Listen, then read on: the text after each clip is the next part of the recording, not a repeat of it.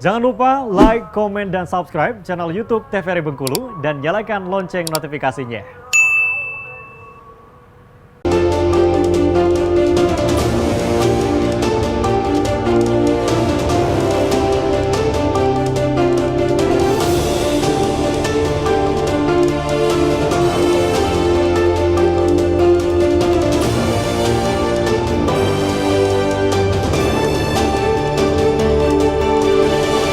Terima kasih pemirsa TVRI Bengkulu, Anda kembali menyaksikan Berendo masih bersama saya Afriko Zuhri dalam tema kali ini potensi Laut Bengkulu.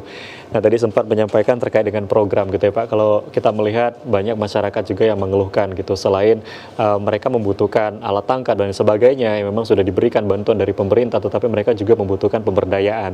Nah tadi juga dari pemerintah akan mencanangkan di tahun 2025 gitu ya Pak, akan membangun 10.000 bioflok. Ini seperti apa program yang dicanangkan ya Pak? Iya, program 10.000 bioflok ini sudah kita ajukan dan sudah dibahas di Musrembangnas dan sudah disetujui oleh Bappenas, kemudian Kementerian Kelautan Perikanan. Dan sekarang kita sudah memberikan nama-nama dari kabupaten kota itu sudah kita himpun, kita rekap. Ini yang untuk penerima bioflok ini. Nanti ketika pada saatnya maka kita akan verifikasi nih penerima ini. Jadi tidak ada syarat khusus untuk penerima ini. Yang penting adalah kemauan, kemauan dan keinginan untuk berbudidaya. Karena apa? Selagi nanti mereka berbudidaya ikan nih, setelah mereka berbudidaya ikan, maka yang pembudidaya awal, maka kita akan giring mereka menjadi hilirisasi. Mereka yang membuat produk-produk atas pembudidayaan itu. Inilah kesinambungan yang dilakukan oleh pemerintah provinsi. Karena Pak Gubernur, sekali lagi Pak Dr. Ridin Nursah ini, dia mempunyai konsep itu dari awal. Konsep dari awal, keberlanjutannya yang dipikirkan. Jadi setelah pembudidaya maka dia jadi apa? Nah, pada saat untuk tidak melaut, maka kita lakukan apa?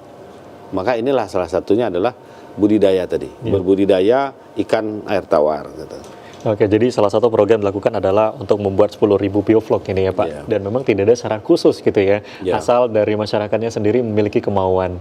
Oke, nah kalau bicara tadi terkait dengan program, entah itu pemberdayaan, pembinaan juga dilakukan oleh teman-teman dari Lanal ini ya Pak.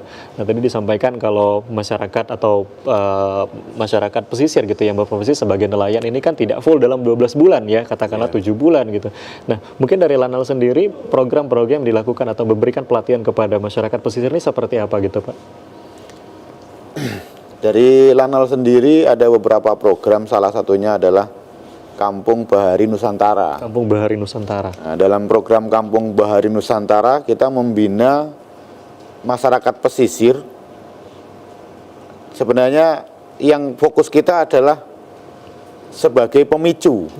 Artinya program Angkatan Laut yang terkait dengan kampung pesisir, kita membuat sesuatu yang tidak ada menjadi ada agar menjadi perhatian.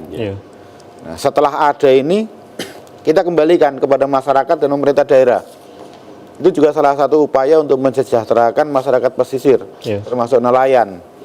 Nah, satu contoh untuk tahun 2024 ini kita rencana akan membangun Kampung Bahari Nusantara yang ada di Seluma.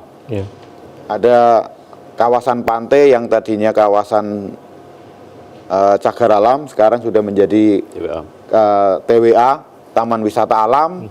Nah itu akan kita bangun, kita buatkan ikon untuk misalnya sekarang ini kan lagi boomingnya selfie. Nah, ya kan? Nah, nanti mungkin kita akan bekerja sama dengan pemerintah daerah dan masyarakat untuk mencoba menghidupkan itu menjadi wisata pantai yang mungkin bukan menyaingi Pantai Panjang Pak Kadis, tapi mungkin menciptakan spot baru agar tidak terlalu padat di Pantai Panjang. Nah, dalam hal KBN ini ada beberapa klaster wisata, klaster ekonomi, klaster edukatif atau klaster pendidikan, juga termasuk klaster kesehatan. Nanti kita bangunkan renovasi, kita renovasi puskesmas yang posyandu yang sudah tidak layak, kemudian kita berikan edukasi, termasuk salah satunya program penanganan stunting. Nah, kemudian sisi produksi untuk Seluma, terutama di Desa Pasar Seluma, Pak Kadis, di sana ada sirup yang spesial, yaitu sirup buah pedada. Buah pedada nih. Nah, ini juga salah satu, mengalihkan, bukan mengalihkan, sebagai pendamping lah, mungkin sebagai tambahan penghasilan bagi masyarakat. Ada juga beberapa terkait dengan kayak abon ikan. Nah, itu nanti kita laksanakan pendampingan. Nanti kalau sudah maju, sudah ada nih produksinya nih. Nah, kembali lagi. Kita akan kembalikan kepada masyarakat dan pemerintah daerah. Karena konsep KBN itu kita ibarat dalam kegelapan kita menyalakan lilin untuk memberikan penerangan sedikit. Nah, setelah itu biar dikembangkan secara berkelanjutan oleh masyarakat dan pemerintah daerah. Artinya aktivitas masyarakat ini tidak hanya tadi sebatas nelayan gitu, tetapi juga ada aktivitas lain yang bisa mereka lakukan. Seperti disampaikan tadi, mungkin dari gubernur juga sudah mencanangkan gitu untuk program-programnya. Tidak hanya sekedar menangkap, tetapi bagaimana mereka mengolah sampai bagaimana mereka memasarkan.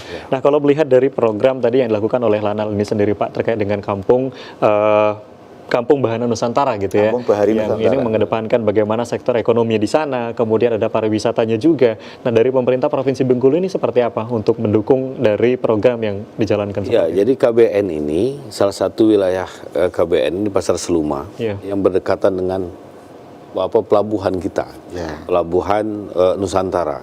Jadi artinya dengan sendirinya ini adalah konektivitas ketika mereka sudah maju, kita ada pelabuhan dan itu bisa dipasarkan kepada masyarakat. Kan pelabuhan ini kan bukan hanya orang Bengkulu. Nantinya itu ketika sudah maju maka orang luar akan masuk. Nah, ini tadi kayak sirup ini kan sirup pedada ini kan termasuk salah satu sirup yang menjadi alternatif lah. Kan kita sekarang kan sudah banyak kebosanan juga, misalkan kita selalu minum jeruk, kemudian kan itu sudah banyak. Jadi inovasi baru. Ada inovasi baru inilah yang kita ini kan sampaikan ke masyarakat. Yang jelas kita memberikan optimisme ya Pak Suwanto ya, optimisme, kemudian semangat kepada masyarakat agar inovasi yang kita miliki, yang tadi kearifan lokal kita ini kita tingkatkan. Bagaimana caranya? Karena tanpa itu maka semua akan sama. Kalau jeruk semua di daerah lain juga banyak. Tetapi kita memiliki jeruk, kita ada yang sendiri misalkan. Jeruk kalamansi. Kalamansi itu sendiri, jadi ada alternatif orang, jeruknya sama nama jeruk, tapi kalamansinya beda. Gitu. Ada ciri khas dan ciri khas sendiri. Juga, gitu ya. Jadi memang orang Bengkulu ini banyak ciri khas, Pak. Iya, karena memang dari wilayahnya, karena tidak mungkin lah dulu Inggris datang ke sini kalau di Bengkulu ini tidak mempunyai atau memiliki kekhasan dan kearifan lokal gitu. Termasuk juga daerah pelabuhan. Pelabuhan Inggris pun dari dulu sudah dibangun, Pak. Untuk ngangkut hasil ini kan rempah-rempah itu. Artinya kita selalu mendukung gitu bagaimana kearifan lokal yang ada di sana atau kekhasan itu sendiri untuk bisa dimunculkan gitu ya Pak. Oke, kita akan break kembali, nanti kita lanjutkan. Pemirsa TVRI Bengkulu, jangan kemana-mana, tetap di Berendo.